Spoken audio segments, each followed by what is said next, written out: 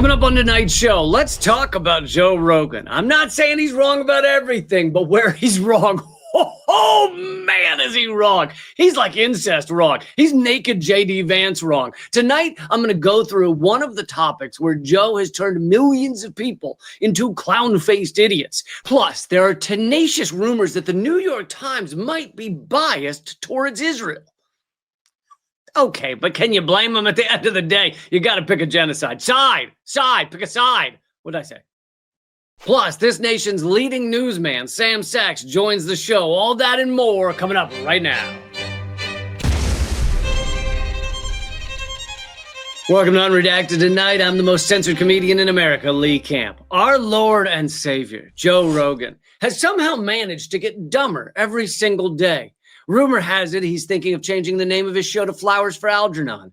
I used to be a fan and a guest on his show, but now it's hard to watch because it's like watching a guy in his garage slowly suffocate on his car exhaust. I don't know the cause of Joe's great decline, but I think it might be the brain degrowth hormone he's been taking. Anyway, climate change. Recently, Joe Rogan schooled Bernie Sanders on climate change. In fact, he schooled him so hard that Joe's minions put out a clip titled Joe Rogan Schools Bernie Sanders on Climate Change. Oh my God, this is gonna be good. Climate change isn't real, and Rogan's gonna choke it until it taps out. Let's do it. You know, the other thing that I would do, and you got to deal with this climate change issue. And I know that, there are some people who think climate change is a hoax. It ain't a hoax. I think the last 10 years have been the warmest on record. And we can create millions of good-paying jobs transforming our energy system away from fossil fuel to energy efficiency, to solar, to wind, and other sustainable energies. I think the climate change issue is very complicated. And I think, did you see the Washington Post piece that they wrote? Where they did this long-term view. First of all, the reality is that the Earth's temperature has never been static, right? We could both agree on that. It's always been up and down. There's been ice ages and heat waves. And then the Washington Post looked at it. What was the time period that they looked at? That essentially they found that we're in a cooling period. That the Earth over the past X amount of years, and this was like a very inconvenient discovery, but they had to report the data, and kudos to them for doing that. Scientists have captured the Earth's climate change over the last 485 million years. Here's a surprising place we stand now. So look at the far end of that graph, and you see we're in a cooling period. Boom! Take that, Bernie Sanders. Climate change not happening, and we're in a cooling period. At least that's the case if you don't actually read what things say. Like the article he just put on the screen. Reading is for cuck incels, okay, who have never done a bicep curl in their lives and don't even wax their balls with a belt sander before injecting alligator libido into their rectums. I'm going to go take an ice bath and hit myself in the forehead with a frying pan. 3 sets of 30 reps, and your forehead will be tougher than a marble countertop. Goddamn right. Hey, other slogans. So actually, if you read the article, it says the planet's temperature has varied over hundreds of millions of years, but when the planet's temperature changes quickly, all the animals die. And right now, we are some of those animals. Do you get it? If we stay on this track, planet Earth will still be awesome, but only for volcanoes and certain types of slime mold. Although some of Joe's guests do qualify as slime mold. So Joe's big point here is we're in a cooling period. He says this like it's a crazy recent discovery. They found out we're in a cooling period. You see, we're still in an ice age and have been for the past 2.6 million years. And in fact, scientists have known that since at least the mid-1900s, with some people theorizing it much earlier. Joe is shocked by news that's at least 75 to 100 years old. So if this current climate crisis were simply that the Earth is hotter than it's ever been, then us being in an interglacial period of an ice age would completely contradict that idea. And Joe would be right and a hero and a genius. But that's not what our current climate crisis is about. It's about the rate of change. The Washington Post article points out that the rate of change can kill a lot of things. If Joe read the article, then he'd read these words. The timeline illustrates how swift and dramatic temperature shifts were associated with many of the world's worst moments, including a mass extinction that wiped out roughly 90% of all species and the asteroid strike that killed the dinosaurs. The temperature change that killed 90% of all life on Earth was the largest mass extinction ever. And it happened 250 million years ago when gases from volcanic eruptions, including CO2, raised Earth's temperature by more than 18 degrees Fahrenheit in the span of only about 50,000 years. On the Washington Post chart that Joe likes, this would be the steep line right there. I'll say it slowly for Joe's troglodyte brain. Temperature changed quickly and almost everything died, went bye-bye. It's all gone, Joe. That change, which killed 90% of all life, happened over a span of 50,000 years. Our current climate change is happening over a span of 150 years, meaning this current climate change right now is on path to be much worse than the thing that killed 90% of all life. Holy shit, you stupid meat sack. And by the way, Bernie Sanders is also correct that this past few years have been the hottest years in recorded history, because recorded history started around 1880. If you want to know what part of the Washington Post chart shows our current climate change, it's the last pixel on the end of that chart. The last pixel. That chart is meant to show the Earth over millions of years, Joe. Millions. Long time, Joe. Long time. Can you hear me, Joe? It's not meant to show what's happened recently, as in since Vanilla Ice was popular. And yes, even he will be vanilla water pretty soon. And I didn't even want to say that joke, but I knew if I didn't say that joke, I'd see all the comments. But Vanilla Ice will be water soon. Why'd you miss that one, Lee? And I'd be like, I didn't miss it. I didn't want to say it. But here I am. Fine. If you want to see the chart of just our current climate crisis, you can go over to NASA's website and find that chart. Boy, seems to be shooting up like your testosterone levels over the past 10 years, Joe. Here's another chart of CO2 levels in the atmosphere over the past 1,000 years. Do you notice anything at the right side of the chart? No, you're other right, Joe. No, Joe, your other one.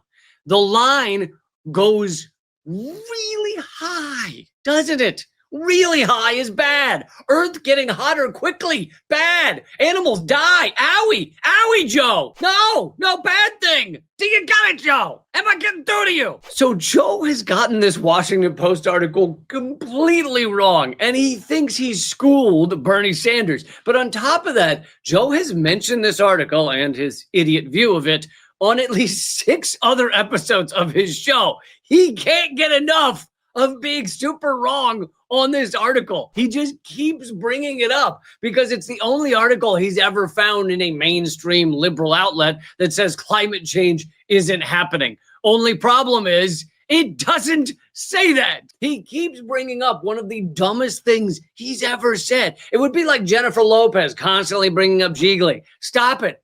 We would have forgotten if you just stopped talking about it. But it kind of gets worse, if that's possible.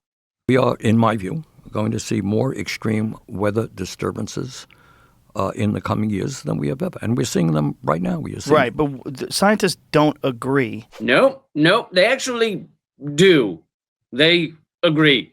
99.9% of peer-reviewed scientific papers agree that climate change is mainly caused by humans, according to a new survey of 88,125 climate-related studies. Joe, 99.9% is a lot, because there are only the 100 percentage thingies. Do you understand?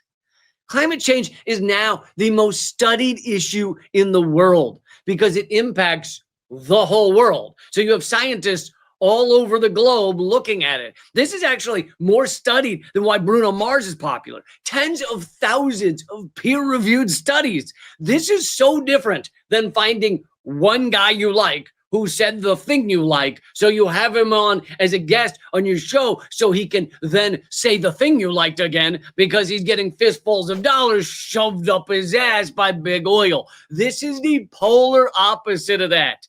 And soon we won't even have polar opposites because the poles will have melted. Overall, the search yielded 28 papers that were implicitly or explicitly skeptical, all published in minor journals. 28 papers out of 88,000 they found addressing the subject. That comes out to 99.968% of all scientific papers say that human-caused climate change is happening. Joe Rogan could not be more wrong on this topic, and yet his video says he schooled Bernie Sanders. But later in that same clip, Joe's monkey brain starts to put some important things together, which is good. Someone should give him a treat. We went to met with a lot of Native Americans. And one of the reasons is, their tradition was going from way back, respect for nature.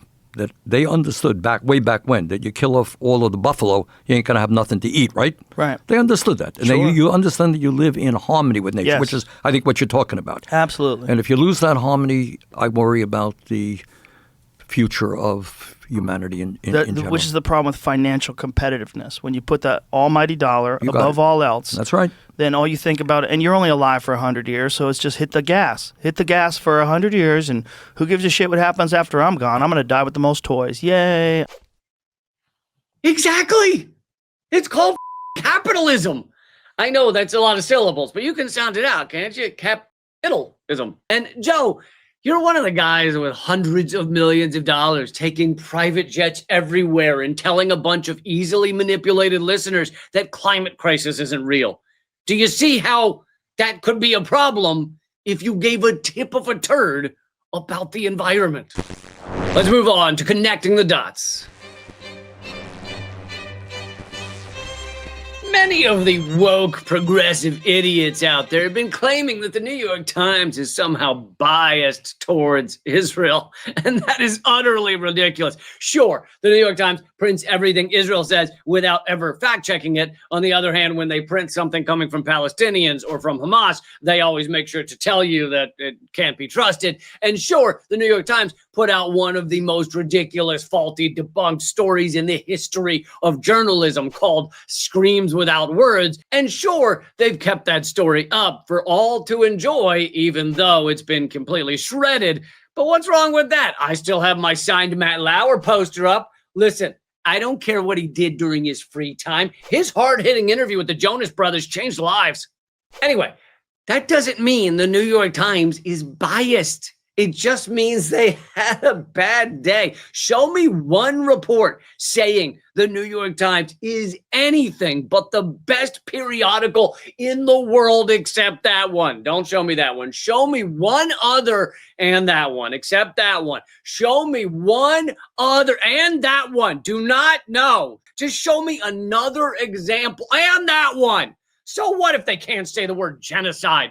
It's a disturbing word like testicles and Kamala Harris. Cover it up, but show me one other example. Not that one either. Take that off the screen. Pull it down. Gary, pull it down. Not your pants. Jesus, man. God. Sorry.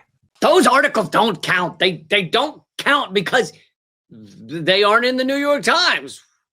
Reality only comes from the New York Times, okay? So if the New York Times were biased, I would have learned about it from the New York Times. Here, I have another way to prove the Times, the most heralded newspaper in the world, is not supporting this genocide in Gaza. Let's look at some of the Times staff, and I'll show you how amazing and unbiased they are. Let's start with the CEO, Meredith Kopit Levine. She became CEO of the Times in 2020 and has been an executive there since 2013. She has nothing to do... What? Oh, when she became CEO, she still served on the advisory council of the B'nai B'rith Youth Organization, BBYO, a youth group that fundraises for Israel, sponsors trips to Israel, and clearly supports Israel and is mainly all about Israel. But that doesn't matter. Guess what? I was in BBYO as a teenager too, okay? I'm not kidding. Sure, I then developed an adult brain and realized the truth about Israel and how to function and have a functional soul as a human being, as many Jews do. And I wasn't in BBYO for Israel. I was in it to try and get laid. I'm kidding. I was too young for that. I was just fingering. No regrets. Sadly, I don't think the CEO of the Times was in it for the fingering.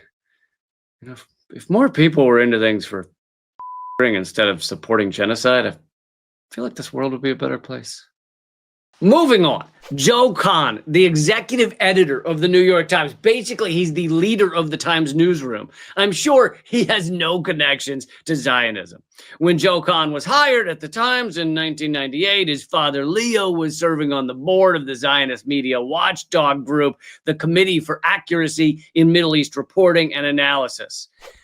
Oh, well, we all got crazy dads, you know. You know how it is. My dad wears button-down shirts with little, like, anchors and palm trees printed on them. I mean, it's a horror show. How about Thomas Friedman, one of the Times' most well-known columnists and has been for years? Zero connection to Israel, except for the one I'm about to read. Friedman spent his high school summers living in Israel on a kibbutz near occupied Haifa. In his autobiography, he wrote that his high school years were one big celebration of Israel's victory in the Six-Day War. He was the Jerusalem bureau chief for the Times from 1984 until 1988. Still, that doesn't mean he's taken part in occupation or settlement, as the land pillaging is called, so that we think it's something that's not that big a deal.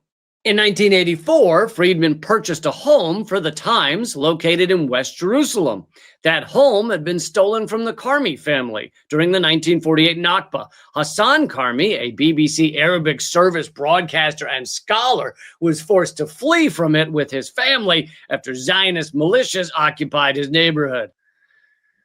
So Thomas Friedman is literally one of the land pillagers, settlers. Okay, well, that's a fluke, as is Thomas Friedman's existence. I'm sure that's the end of the connections between the New York Times staff and Israel. Look at Isabel Kirshner. She's been at the Times as a correspondent since 2007 with zero connection to Israel. Except both Kirshner's husband and her two sons were in the IDF. But that's not biased. Maybe she hates her husbands and sons. You don't know. Fine. How about staff writer Ronan Bergman? No connection to Israel.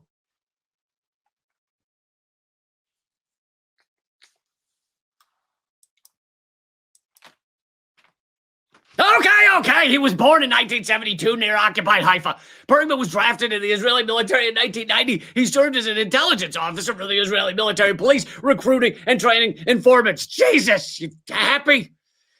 Well, what about Jerusalem correspondent Natan Odenheimer? Oh, God. Odenheimer was in the IDF as a member of the Maglan Special Forces Commando Unit for almost 4 years. Fine, but no one knows that guy. Let's do another famous one. David Brooks, one of the New York Times' most well-known, beloved columnists. He recently wrote such unbiased columns as, "I detest Netanyahu, but on some things he's actually right." And "What would you have Israel do to defend itself?" Yeah, defensive genocide is the only option. Of course. Anyway, point being, David Brooks is unbiased with no connections to Israel. Except for one little tiny thing. Brooks's son enlisted in the IDF in 2014 amid one of Israel's bloodiest assaults on Gaza prior to the current one. So he's unbiased, except that his son is one of the war criminals. Got it. Well, what about Times reporter, researcher, and translator Mira Novak? Oh, she moved to Israel 40 years ago, and at least 2 of Novak's 3 children have been in the IDF.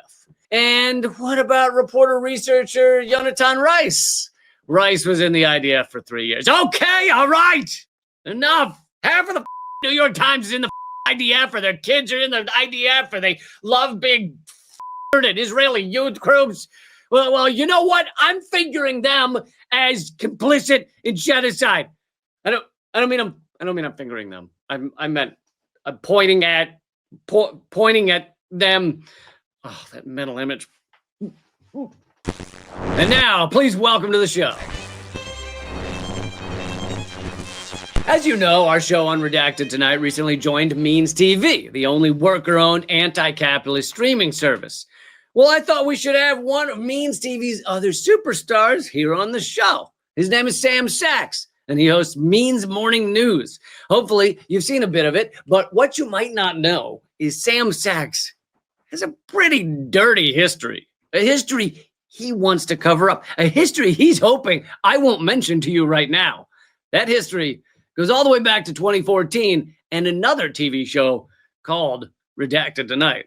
For this next story on nuclear waste, I want to bring in redacted political correspondent Sam Sachs. How you doing?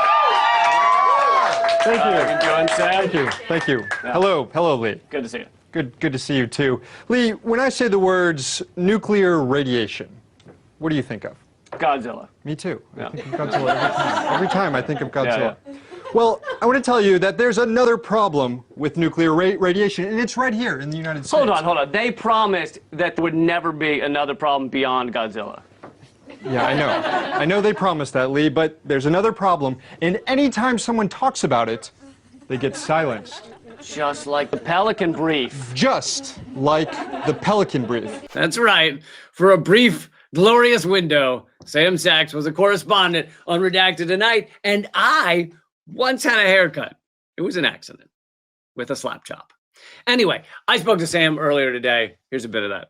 And your show is excellent, and it's long running by the standards of news these days. And Yes, it is now. Yeah. yeah, it's been how many years have it been? Our first episode was the first week of the pandemic, so it's been a while. I guess almost 5 years. Was it really? Or 5 years now? Yeah. That was the first week of my book launch, the first and last event of my book launch. Great timing. Yes. You actually did have great timing because that's about the time people wanted to watch news at home. Yeah, I guess true. Although we did have like a studio that we were going to, and we went to that studio and filmed only the first episode, and the rest was then like a home studio from there on out. Really? Yeah. That's so funny. We had, I don't know if you ever saw the bigger Redacted Tonight studio that they had basically built for us to make room for a larger audience and everything. And we had used it for several years. So it's not like I got zero usage. But then the pandemic happened and we had 2 years of Redacted Tonight with zero audience. So I had a bigger studio for no reason. But More cavernous for the laughter to echo around. Cavernous for non-laughing, yeah. I wanted to ask you about good news media in these simple times and get your take. Both news on social media and corporate media, they seem to be going in a certain direction. You've got the wealthiest ultra-Zionist in the world, Larry Ellison, the second richest person in the world, has just bought Paramount, which owns CBS, which owns Viacom, which owns, MTV, Comedy Central, dozens of other things. They're all now headed by him and his son. He is the largest personal funder of the IDF. Like, I didn't even know you could personally fund the IDF. Then you have Elon Musk, of course, buying Twitter and doing whatever he's doing with that. You have Jeff Bezos buying the Washington Post. What are your thoughts on media in America right now? We're doomed. Yeah. Paramount Plus also has the rights to UEFA soccer competitions or football competitions in Europe, which still allow the Israeli teams to compete despite banning the Russian teams from competing after the invasion of Ukraine. And I love, and when I watch tennis sometimes, they always have the flag of the country of the player, except for Russia or Belarus. They don't get their flag next to them. But Israel, not that there are many Israeli tennis players, but they still have their flag, which is fine, apparently. Yeah. Genocide is okay. State of the media. It's you know what? It's always been bad. It's at least for as long as I can remember. So I would say that while the sort of large institutional corporate media outlets seem to be strengthening their reactionary tendencies in the face of civil unrest and growing left-wing agitation, which is bad and is making for even worse media, as you see with a lot of genocide apologia, and just like the sort of non-adversarial media approach to drastic things happening, of people getting kidnapped off the streets and deported to far-flung countries. All that's bad, but you are seeing, there's more left-wing anti-establishment media out here today than there was ever before. Unfortunately, a lot of it now is been dominated by cranks on the right, who I guess they're no longer anti-establishment since they're getting a lot of money from establishment figures on the right. But we are on Means TV, which is sustaining, out there, surviving.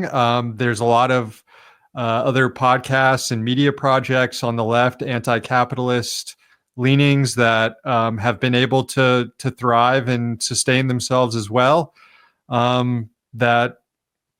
That I guess we have to take some salvation in, that we're able to get some message out that is able to activate segments of the population that does scare the ruling class. And you're seeing that play out in a lot of these like heavy-handed tactics.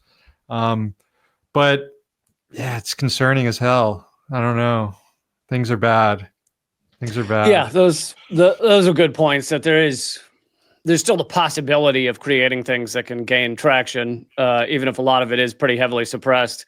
I started a year ago. I started using TikTok. I was able to use it for about 2 months before they banned me with no reason or right to appeal, basically for talking about Gaza.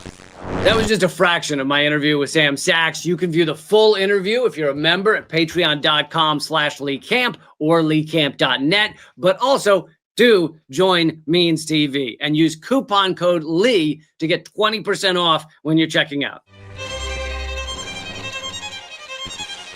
Here are your headlines from the future. Coming up in December, we'll find out. Elon Musk can't believe he forgot password to chimpanzee with Neuralink chip in its brain. Oh, shit. And in 2 weeks, in local news, we'll read, man quits reading list of similarities between Trump administration and 1930s Nazi Germany at page 3. Well, no one has all day, give us bullet points. And in 1 month, we'll learn, young Rochester couple decides now is not the right time to bring a pet parakeet into this world. I couldn't agree more. And finally, in September, shocking news. Peter Thiel admits his gelatinous face slime comes up with most of his good ideas. I knew it! Wonder if he bottles and sells that stuff. That's the show. There's a new one every Thursday at 7 p.m. Eastern. Put it on your calendar because you're not going to get the alerts. Also, we're now on Means TV. You'll love it, and you can support this show by signing up and using coupon code Lee when you're checking out. You'll get 20% off. You can also support this show at patreon.com/Lee Camp. See you next Thursday. The revolution will have laughter. Keep fighting.